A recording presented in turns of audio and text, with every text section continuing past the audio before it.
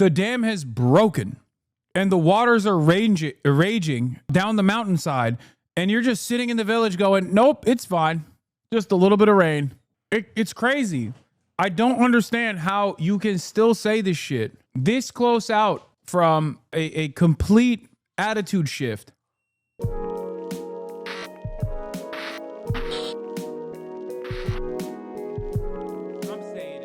Well, joining me now is Nomi Bar-Yaakov, a leading international lawyer and peace negotiator who was previously director of the Middle East program at the International Institute for Strategic Studies. I mean, so as a negotiator, what do you think of the way Steve Witkoff, Trump's envoy, has gone about this negotiation?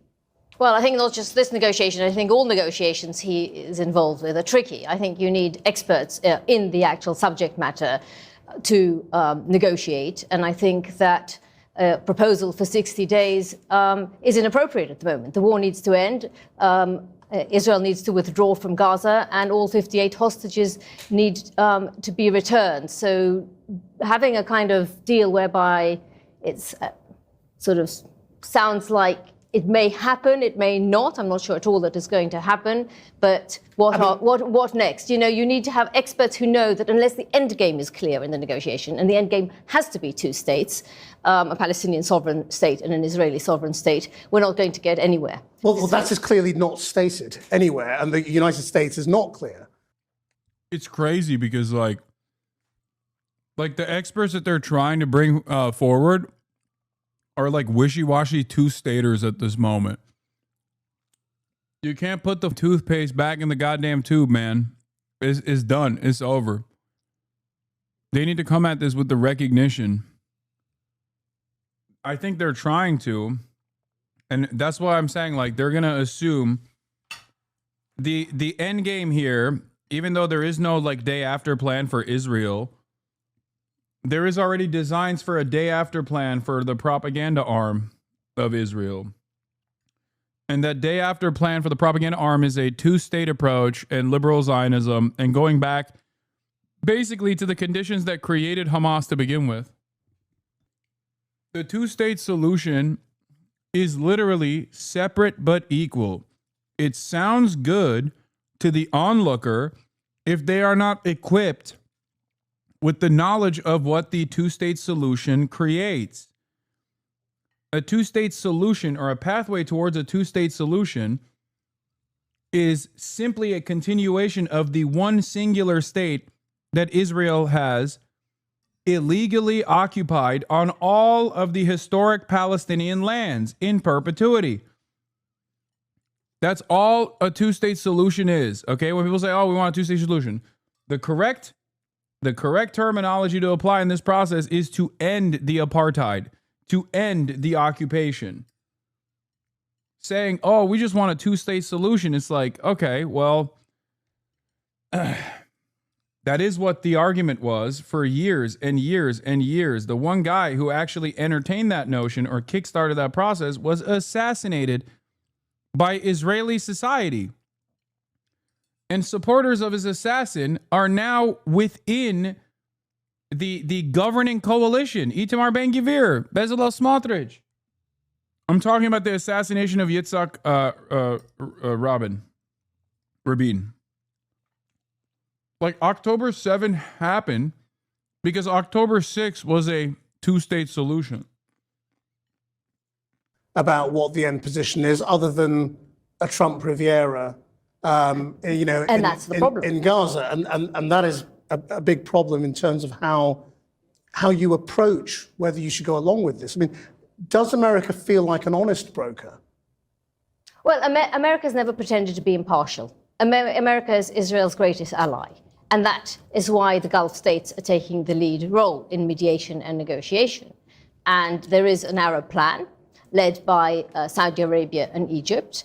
And that plan is to transfer authority from Hamas in Gaza to a technocratic Palestinian government that will be agreed upon between all the Palestinian factions, and thereafter to rebuild the Gaza Strip without relocating one single Palestinian. That plan is on the table, and that is the only plan that will lead to a sustainable solution to a sustainable peace ultimately. I mean, is Hamas's apparent agreement to hand over power, technocratical power, to a new Palestinian administration This is real. enough? For the record, this is being presented by Saudi Arabia and them, but like this quite literally is something that Hamas has said yes to, chatters.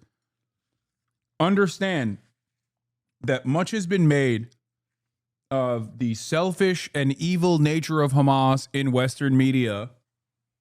Much has been made about the selfish and evil nature of Hamas in Western media. But and that's part of the reason why, in order to continue this narrative that these guys are like all selfish and they just want to dominate the Palestinian the Palestinian existence in the Gaza Strip, they refuse to actually cover a lot of the negotiations from the Hamas perspective. And Hamas has said that they will dissolve and that they will completely step aside. They will not disarm. No one, like Palestinians, will not disarm. But Hamas is willing to dissolve its political movement in its entirety,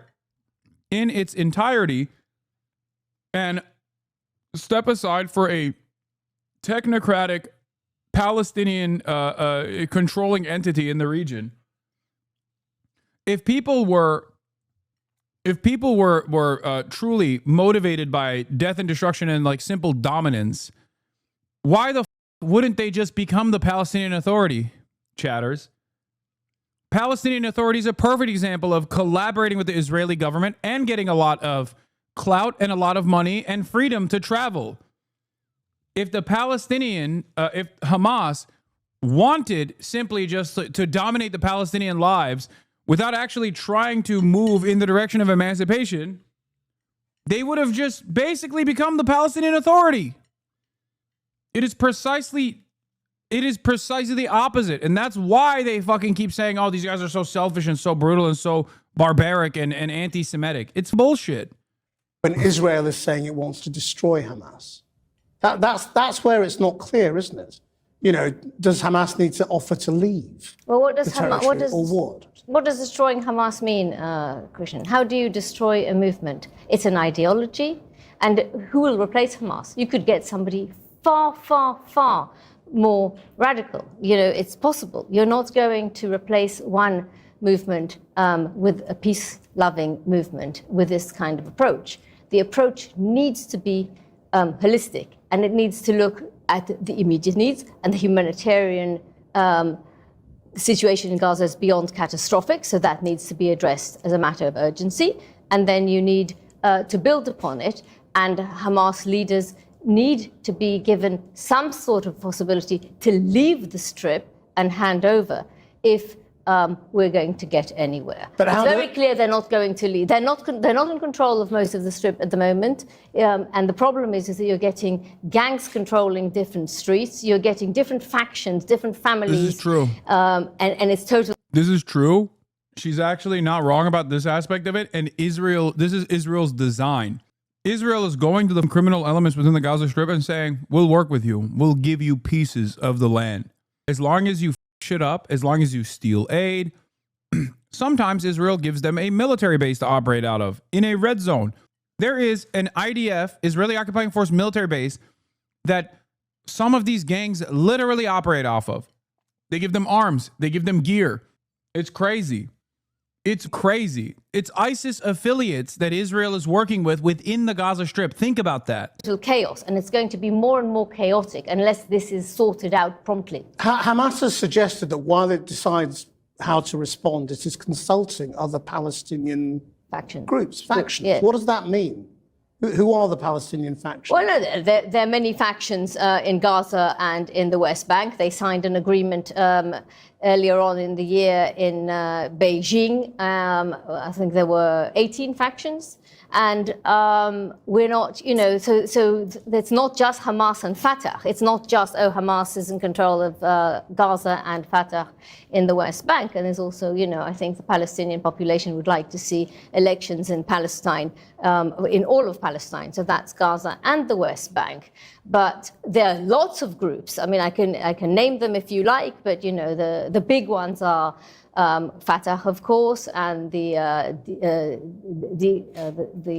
PFLP and the Palestinian Islamic Jihad. They're the ones that are the known ones. But there are plenty of other splinter groups that are holding hostages, for example. And yeah, there's tribal formations as well still, like big families. Not as a doubt to your point, but can you point towards some sources validating that Israel's working with some armed gangs? Yes, I covered it every single day for the past week, I would say. I think there's a YouTube video out there that you can watch where the video also has, what do you call it? The video will feature evidence. But yeah, Hamas actually today shot and killed some of these guys. I can't show you the full thing. Conclusive evidence of Israel running the very criminal gangs looting aid in Gaza. Hamas released footage today of an ambush against what they thought were Israeli Mistarvim, undercover soldiers in Rafah. But upon closer inspection, they turned out to be the Abu Shabaab's gang, the Israel-backed warlord, drug dealer, and serial criminal responsible for the looting of the vast majority of the aid under IDF protection. Abu Shabaab runs a gang of 100 to 200 armed mercenaries who set up a military complex in Rafah with Israel's backing. In the footage, Abu Shabaab's mercenaries were walking around the depopulated Rafah, freely carrying weapons in front of Israeli troops. Currently, any Palestinian that walks into Rafah is killed on the spot. Okay? Israel protects these guys with drones. The Guardian has written about it. Haaretz has written about it. Numerous outlets at this point have written about it since November of last year. Okay? Israel is now open about their collaboration with these guys. Israel previously was covertly funding and facilitating and sending arms to these guys. Now they openly say it. The mercenaries were conducting surveillance activities for Israel in those areas, which is supposed to be under Israeli control. The UN's Sam Rose described a loot. This lady is like kind of cooking too. She's been cooking up big steaks every day. Valley in the south between Kerem Shalom and Khan Yunis, where they say trucks would frequently be attacked. A photo posted last week showed a Palestinian man in military gear carrying an AK-47 with UN cars visible in the background. It's more than 3 kilometers inside an IDF-declared combat zone. The picture came from the Facebook page of this man, Yasser Abu Shabaab, who multiple aid officials have named as a gang ringleader, though he denies his men were involved in the looting. The new US-backed aid system has said its continued distribution on Wednesday, claiming delivery of 800,000 meals. This was the scene on Tuesday as people were unpacking the box. The Abu Shabaab clan has disowned their son. Statement from Yasser Abu Shabaab's family completely disowning him for his collaboration in gangs. Statement from the Abu Shabaab family in Gaza regarding our son Yasser Abu Shabaab and his security group operating in Gaza. One of the biggest problems with this, when people go, oh, do you have more evidence on this? Do you have more evidence on this? Is that a lot of the stuff is coming from either outlets that you don't consider to be fucking valid, or when it's Sky News covering it, okay, they barely touch on it. So you have to tie it all together. Gang ringleader, though he denies his men were involved in the looting. The new US-backed aid system has said its continued distribution on Wednesday, claiming delivery of 800,000 meals. This was the scene. Like there's a Guardian article that I read on stream a while back. There is a Haaretz article that details what these guys are doing in collaboration with the Israeli government, but there hasn't been deep dive investigative reporting from like the New York Times or the BBC, and I'm not holding my breath for that. I don't think it's ever going to happen, let's be real, given their position as major dick riders for Israel. The president mentioned that you had to deal with all the slings and arrows during your time at Doge. There's this. Well, some of the people, some of the media organizations in this room were the. Yeah, Washington Post, I think, covered it as well here. Gangs looting Gaza aid operate in areas under Israeli control, aid groups say. UN memo obtained by the Post concluded that gangs may be benefiting from a passive, if not active, benevolence or protection from the Israeli military. I hope this is good enough for the chatters who were looking for evidence. When you say ISIS affiliated, do you use that as an umbrella term to say Islam fundamentalist? No, because there's fundamentalists within Hamas as well. No, ISIS affiliated means ISIS affiliated. Affiliations to the Islamic State. There are obviously ISIS affiliated groups that have operated inside of the Gaza Strip far before October 7. They are, according to at least people with a lot more knowledge than myself, people who are from Gaza, people who are Palestinian, a lot of those ISIS affiliates actually operate within the Gaza Strip because Israel allows them to, because Israel sees them as a beneficial group that can be used at times as a destabilizing force, or at other times, potentially like this one, a force that you can use to dominate the region. Ironically enough, Israel kept saying Hamas is ISIS in the aftermath of October 7, but Israel has always collaborated with ISIS, both in Syria and also in the Gaza Strip. It's not the Shabab guy that I'm talking about. It's not Abu Shabab. There is another one. His name is Al-Shoni. I think it's Al-Shoni. He is the ISIS affiliate. Abu Shabab is the drug dealer. The other guy is the ISIS affiliate whose father was a direct collaborator with Israel. Anyway, Abu Shabab has also ties to ISIS in Egypt. Yeah, I think that's also true. In the Sinai, which is where he gets his drugs from, through a tunnel system underneath the Rafah border. Drugs that he sells within the Gaza Strip. Anyway, Musk, I will continue to visit the White House. Oh, wait, let me finish this. What am I doing? Here, let's finish the Hamas reviewing ceasefire deal, and then we'll get back to the drama. It's not, there are around 18 groups officially and many more if you want to look at it unofficially. And the danger is we are going to move towards a totally chaotic situation where there is no control whatsoever, unless there is an orderly transfer, which has to be part of the ceasefire moves forward. Nomi Bar-Yaakov, thank you very much indeed. Well, joining me now is Hussam Zomlot, head of the Palestinian mission to the UK, who was born in Gaza. Ambassador, thank you for joining us. Does the Palestinian Authority want Hamas to take this deal? Well, what the state of Palestine and the government of the state of Palestine and the Palestinian people want is to end this genocide. We do not expect a pause of genocide. This is unheard of. Genocide must be stopped immediately, and we know how to do that. We need to exert maximum pressure, not just give lip service. The international community has a responsibility to undertake to stop this 21st century live stream genocide. So a temporary ceasefire doesn't do it? There is no war in Gaza. War happens between two armies, my friend. There is no war in Gaza. And for the last 600 days, the world has seen that this is a campaign of mass murder, mass destruction, It's really interesting that even now people still try to go, well, it's a war. Like, do you have no interest in thinking a little bit outside of the world that you've designed for yourself?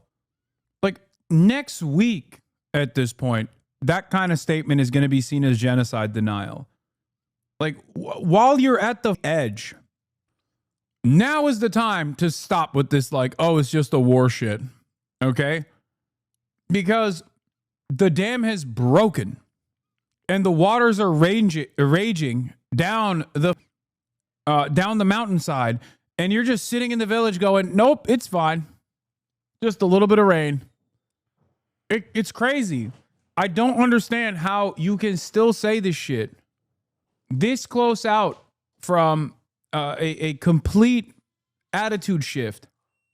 It was never a war, chatters. It was always an exterminationist ethnic cleansing campaign. Make no mistake. I'm simply talking about how people are still refusing to adopt the proper framework. I'm simply talking about people and their overall refusal to say the truth. As clearly now, it's pretty obvious that most people are no longer entertaining this like war narrative. Greek doctor Christos Georgalos on a stint in Gaza. I can't say I went to war. War is a very different thing. There was no war in Treblinka. There was no war in Auschwitz. War has two armies. Here you have a population that's mainly civilians and women and children who have no way of escaping, and bombs are systematically raining down from the sky. They hit hospitals. They hit journalists. Rubio announced that they won't grant visas to people who criticize Israel. F*** America. America can suck my dick. America can eat my dick, okay? It's okay. Yeah, all right. Don't grant visas to normal people. Continue going down this idiotic, self-defeating spiral. You mentioned the creation of a permission structure that allows the shift in media coverage. What changed exactly? The dam. The pressure valve had to be released one way or another. Overwhelming majorities in every Western nation were freaking out over lack of movement from our leadership. So either you would just tell them democracy is not real, shut the f up, and we're just going to Israel high our way out of this, and you have nothing to say, which would have invited even more of a militant reaction against that sort of thing. Because when democracy falls apart, when people have to reckon with the reality that our democratic elected representatives are actually not interested in representing us at all of a sudden there's opportunity for revolt. And what's interesting about this is that for Western leadership, especially in like Europe, where they're a little bit more sensitive about their image as the inventors of liberal capitalist democracy, they had a tough choice. Either start criticizing Israel a little bit officially through the official organs of the government, or show their public that they have no interest in the democratic process at all, that they are not responsive to the needs and demands of their citizenry. So they chose the lightest form of criticism they could possibly engage in, but that created a permission structure within the media to actively criticize Israel. That's why people like Piers Morgan came out and were like, it's a genocide. I've had it. I'm telling you, that's what it is. This is what protesters have been saying for over a year now. The West's free pass for Israel to commit war crimes has killed its credibility. If we abandon Gaza, if we consider there's a free pass for Israel, even if we do condemn the terrorist attacks, we will kill our credibility, Macron tells a top defense forum in Singapore, adding, and this is why we do reject the double standard. I told you. How long? How long have I been saying this? It's not just about saying America bad, it's proving why America is bad. And the American allegiance and Western world's allegiance with Israel has shown every single person that has been paying attention to what's going on and what the reaction is from the American government and from their own governments. It's caused people to recognize that, one, the international rule-based order has been a lie, something that we all knew, by the way. And two, that your representatives, your elected representatives, do not care about any sort of humanity, any sort of decency, any of the values that they claim to care about, that they claim to defend. Thomas Massey says, nothing can justify the number of civilian casualties, tens of thousands of women and children inflicted by Israel and Gaza in the last 2 years. We should end all U.S. military aid to Israel now. For those of you who don't know, Thomas Massey has always been a number one Israel guy in Congress. This is not new. Oh, this guy's very funny. Let's see what he had to say. He's Irish, chat. Janice McU-turn here, writer. Guys, I think we can all agree the images coming out of Gaza this week, they've ripped my heart out and flung it against a wall. It's unacceptable, and I now, through enormous personal courage, actually, I'm ready to use that blasted G word. It's genocide, guys. I'm ready to tell you that it's genocide, guys. And I can no longer stay silent. That's what it is. I can no longer stay silent. Now, I was kind of delighted to stay silent for the last 19 months, as many within my industry were paying the ultimate price for sticking their head above the parapet and just calling it what any sentient being would have to concede is a live stream genocide. Mostly people of colour, by the way. But sure, that was great for me, less competition.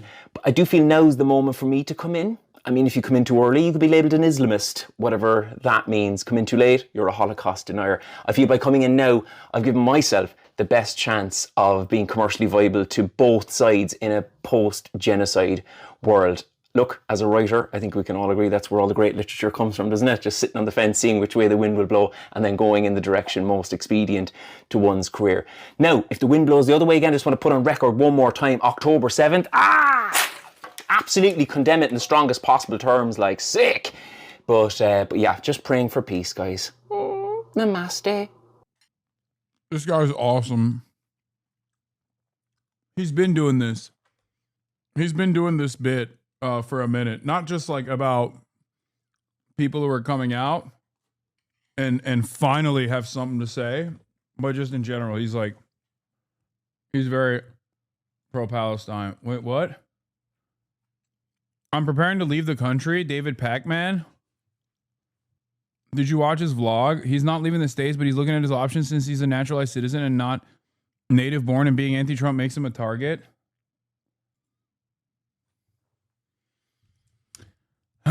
Listen. David Pac-Man is a big liberal resistance guy. Okay? He's also a naturalized citizen from Argentina, but he was naturalized like 15 years ago. I have many family members who were naturalized recently, much more recently than David Pac-Man. I will say this much.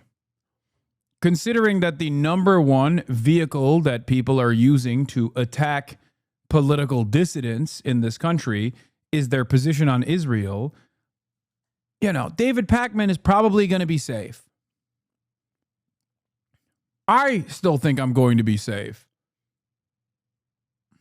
This does not mean that David Pac-Man is not in the crosshairs of this administration. I wouldn't say that. I'm sure he is. I just think that he is lower on the priority list. Hasan, you aren't safe? Yeah, I know. I know I'm not safe. He's very low. By the time they target someone like him, every lib is in a camp already.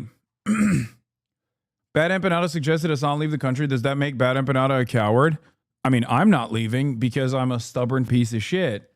But I think Bad Empanada, if someone were to ask Bad Empanada, do you think David Pac-Man should leave the country? He would laugh at that. I think there is a major difference between someone like myself and someone like David Pac-Man. And that major difference is our position on Israel, which is diametrically opposite to one another. And therefore, I am seen as a legitimate threat to the administration. David Pac-Man is not. I don't think. At least for now. For now. That doesn't mean that the administration won't come after the likes of David Pac-Man. I'm certain once they move on from the, these guys are pro-Palestine terrorists, they will eventually cast a wider net. What is this? Former H3 guys, musician, comedian Reggie Watts' response to Tom York's statement. Why can't you guys just send me the actual post from Reggie Watts? I shouldn't have clicked on this. God, you guys have to see everything from the lens of drama. Oh my God, I am so stupid. I should have never clicked that link.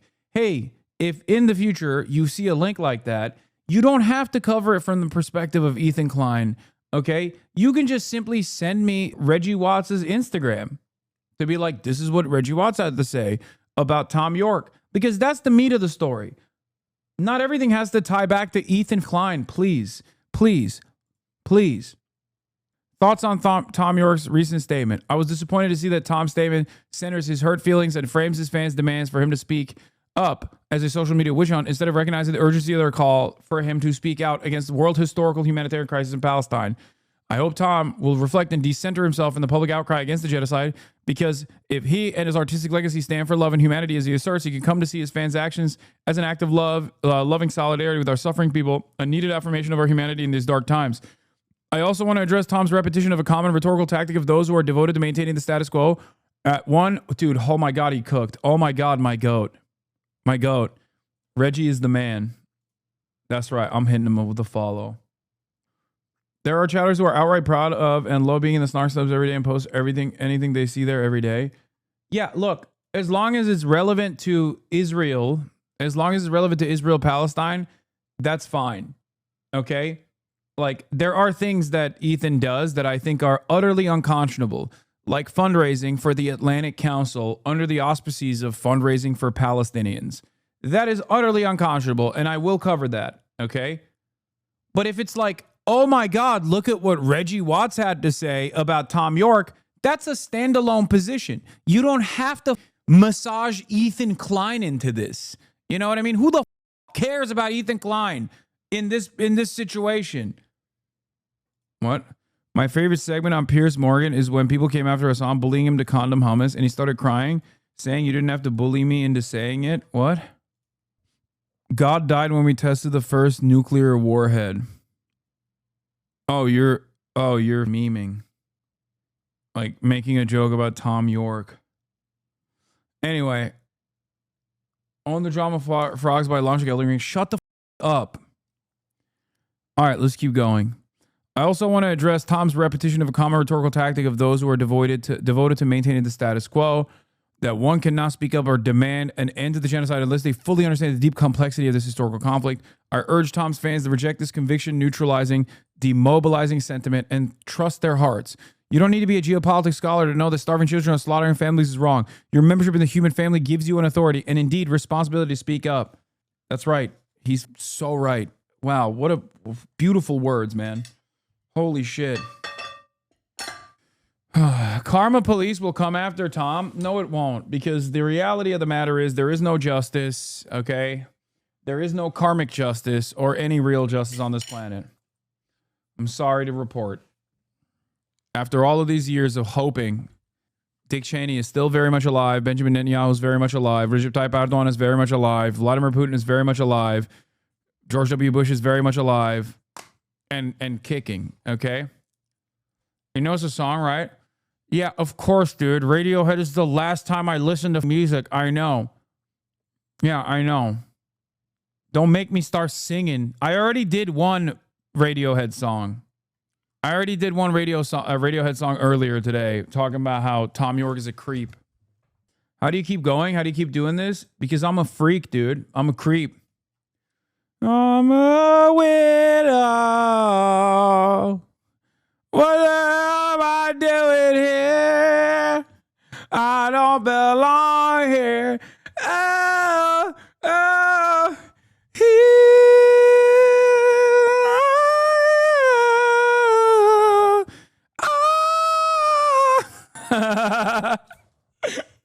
yeah.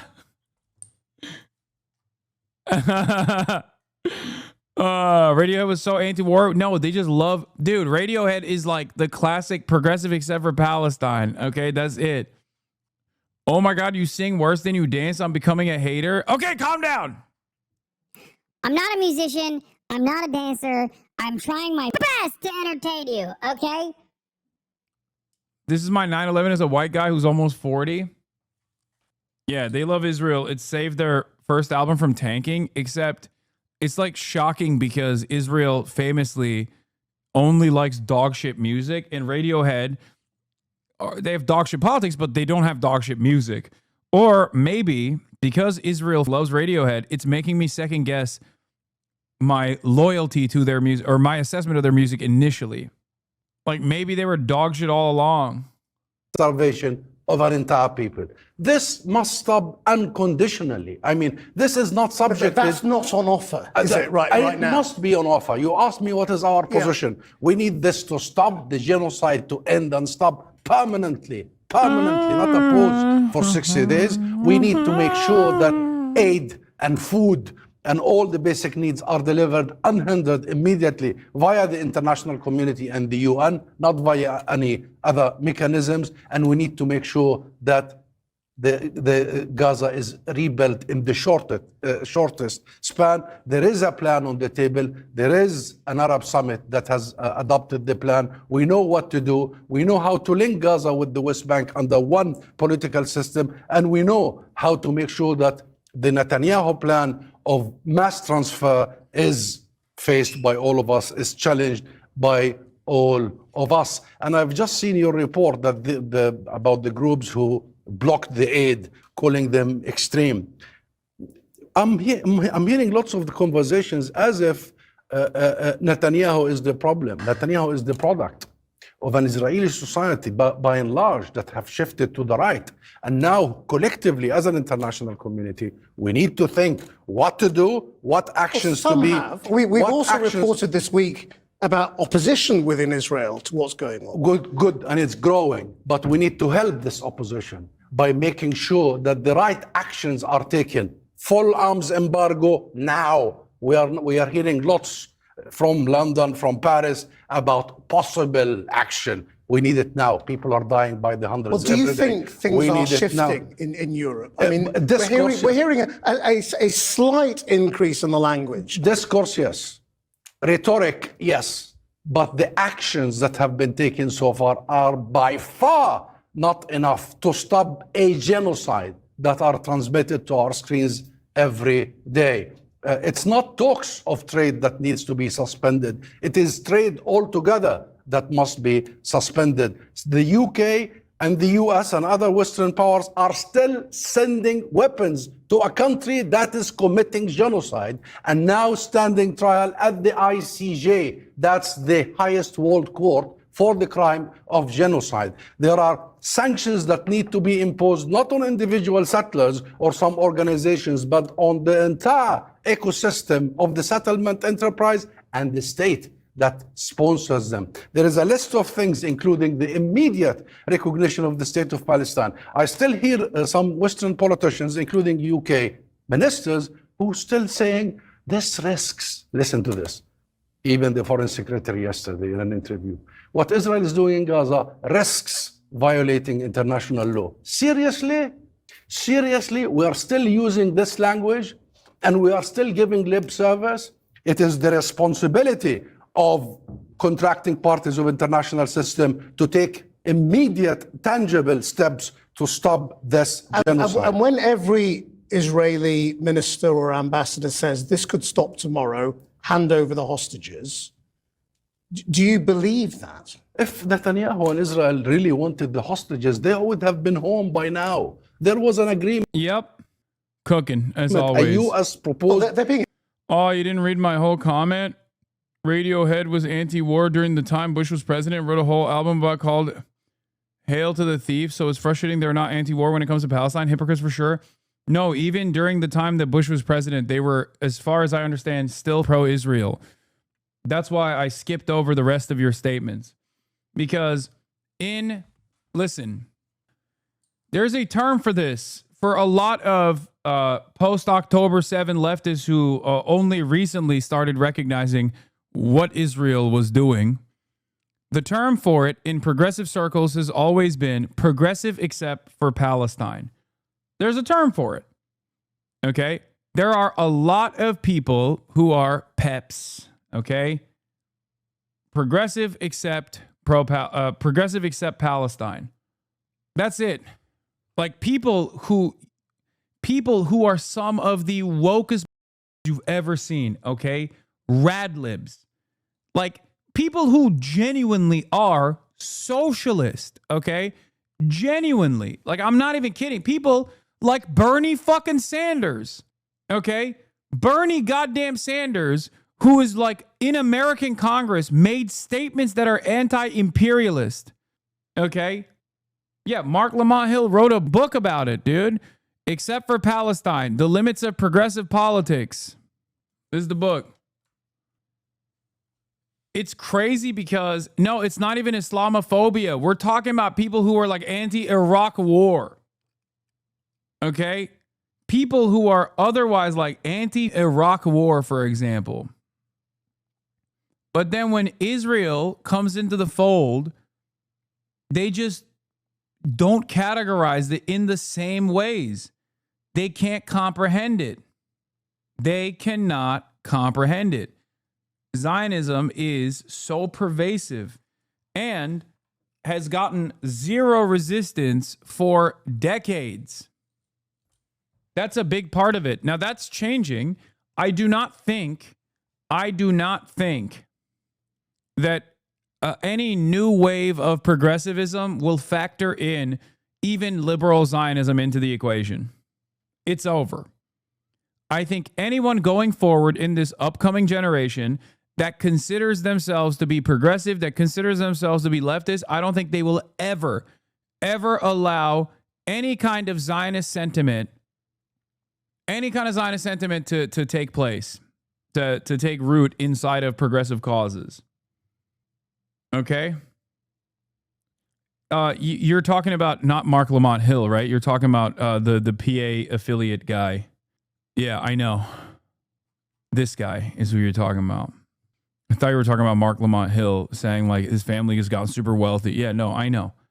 Held by Hamas. Ceasefire in January that would have seen all hostages home by now. And we always said there are hostages in the Israeli... But that leaves Hamas in place, doesn't it?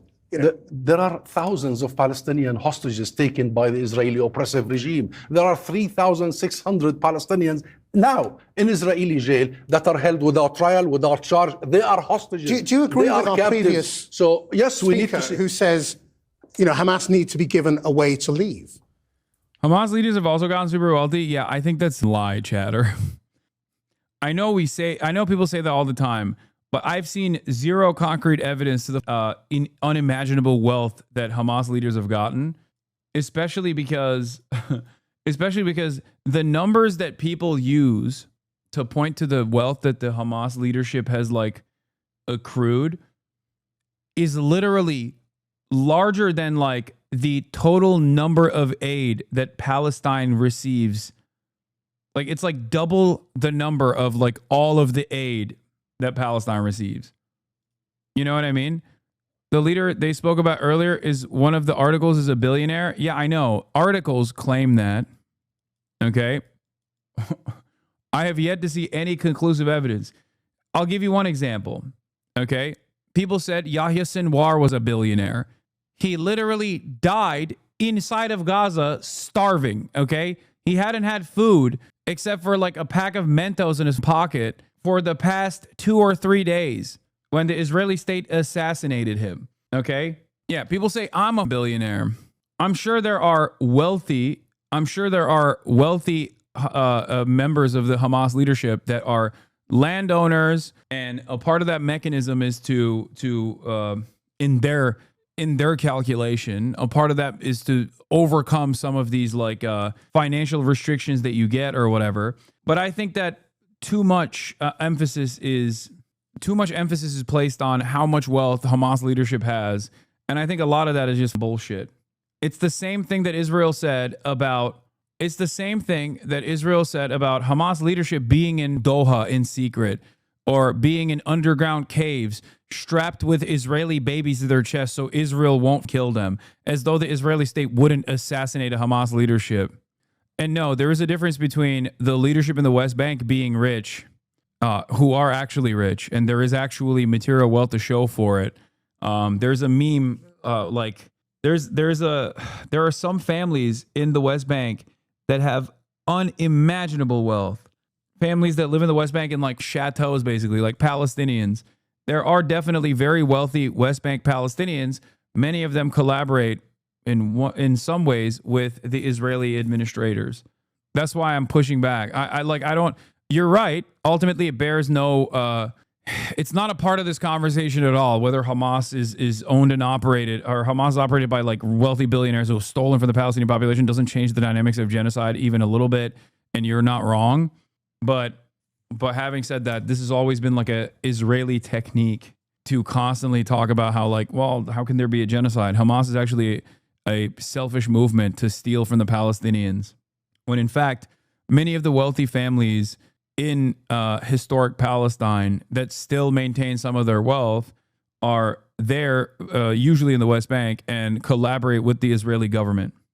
You know, is the logical conclusion of Hamas handing over power that they are no longer there in Gaza, that they are somewhere else? No, Hamas is not rich as hell. Shut the fuck up. What needs to leave? Or can they stay? What needs? Because if they stay, then won't they have influence? We have agreed, it's a consensus, that no political faction in Palestine will have any role in governance. Fatah, Hamas, anybody. What will they be doing? Whatever they will be doing, Gaza and the West Bank will be under one united government. That government will be answered to the legitimate representation of Palestine. And do you believe, honestly, that those senior Hamas commanders the unity of the can Palestinians stay in Gaza and not wield power? what needs to leave is the Israeli occupation. It is the soldiers, it is the boots, it is all this military might that is committing mass slaughter as we speak now in Palestine. And this is not just the story of the last 600 days. But just answer that The last question. 600 days have is it been very well credible reported. that those people who are military commanders and political leaders can stay in a very small place and not wield effective influence and power? Well, Israel claims every single day that they have killed 30,000, and their estimates of Hamas military and members. The interviewer is so funny because he's like, Channel 4 is one of the most critical resources in the Western press on Israel and has been consistently. And now that the fucking tide is shifting, they're getting outflanked by Piers Morgan, which is shocking to me. It's like, bro, you guys were at the cutting edge, okay, of real commentary on this issue. Sure, there were a lot of setbacks in the process, but it's crazy. It's crazy that he's like, well, do you condemn Hamas? Like, it's so weird. I would have expected them by this point to start talking about how like this constant attention placed on Hamas and its militancy is actually counterproductive and a way to deflect the attention away from Israel's violence, which everyone can see in broad daylight. But nope. Turns out these guys were just there. They were honestly always at this position, not a little bit to the left and not a little bit more to the right. They were always firmly committed to this like both sides position, I guess, but in a way where like they were still critical of Israel, more critical of Israel than like the BBC, of course. So, but their estimates before, that was the total number of Hamas. What Israel has been doing, and we have warned you, remember, and the world from the beginning, they are targeting the Palestinian people. We want that to stop. This isn't about Hamas. This has been the case for 77 years. An Israeli relentless campaign to ethnically cleanse Palestine of its inhabitants, to replace the Palestinian people. And you're talking about the West Bank. See what is happening in the West. I'm sorry, you're talking about Gaza. See what is happening in the West Bank. See what Ben Gvir did in Jerusalem, in Al-Aqsa Mosque only a few hours ago. You will know that this isn't about Gaza only. This isn't about Hamas only. This is about an ideology that is 77 years old, that seeks one thing. It seeks the annihilation, extermination, replacement of the Palestinian people. And that's why I started by saying we need not to focus only on A bunch of libs I know are already trying to retroactively act like they were pro-Palestine all along. Cowards only get the right side of history when it feels safe from attack. It's okay. It's okay. Remember that. Keep that in the back of your mind, but don't attack them so aggressively, or at least try to get them to your position, okay? Because there's still probably plenty of room to make in the minds of those liberals. If you are going to remind them of their faulty position initially on this genocide and your correct position on this genocide, then also use that as an opportunity to say, there's still a lot of blind spots that you have and you should trust my opinion on this, given that you're late to the game. You should examine why you were late to the game and therefore recognize that you still might have some blind spots and push them in the direction of not even trying to both sides of the situation. That's what I think a lot of you should be doing to potential allies here, because I know that there are a lot of people who want to simply say, I was right all along and you were wrong all along. Who gives a fuck what you say now that you're, now that there isn't as much like pushback or whatever. It's fine. Don't do that. It's not about that. It's not about like being right. It's not about morally posturing against other people. Remember where they were initially, because in the future, whatever, if left unexamined, their liberalism will cause them to be on the wrong side of a million other issues in the same exact way. So your goal should be to erode that liberalism that is forcing them to take and assume a position when it's far too late. Okay? So use this as an opportunity not to posture about how morally righteous you are, but instead to get them to engage in the act of self-examination, self-criticism. Try to get them to recognize on their own what caused them to not see the truth about the matter until 19 months. Okay? That's it. There are plenty of, like, anyone, depending on what timeline you're looking at, I could have just as easily told people post October 7 who actually realized the violence of Israel that I was doing this for 10 years and wow, look at you, latecomers of the game. That would mean I would be morally posturing against like 70% of this chat, with the exception of like all the Palestinians in this chat. You know what I mean? A lot of you don't understand how lonely this area, this space and discourse was for the past forever, okay, until October 7.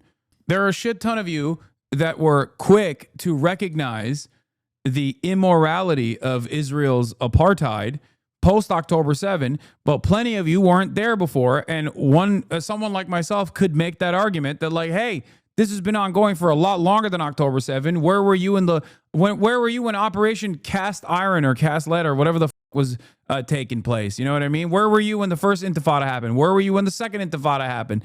Where were you before October 7? But I don't do that. And the reason why I don't do that is because I understand that everyone has their own journey of learning and that everyone has these blind spots. And a part of that is due to the unimaginable flow of misinformation that tries to desperately get as many people as possible on board with Israel's exterminationist policies while presenting Israel as the only moral nation state in the region. That's it. Do you get what I'm saying? So if I'm not doing that to you post October 7, you shouldn't do that to others if they're coming on board now. You should use this as an opportunity to teach them that there is something internally within their assessment that causes them to immediately go along with mainstream narratives without any critical examination whatsoever. Okay? Use this as an opportunity to radicalize your friends away from liberalism. People will get very scared when they hear me say this, but I believe liberalism has already run its course. Okay? We must evolve away from liberalism. It's over. It's obvious that liberalism has failed. Okay? That's why Donald Trump is popping off right now. It is a failure of liberalism. It's done. And most people don't want it anymore. So now it is up to us to show an alternative vision of society, an alternative vision of the organization of the economy. Because clearly, liberalism does not have answers for this. So use this as an opportunity to educate your friends instead of morally posturing against them and showcasing how smart you are and how you were on the correct side of this story. All right? That's it. Because something is causing them to not entertain something is causing them not to critically examine this shit.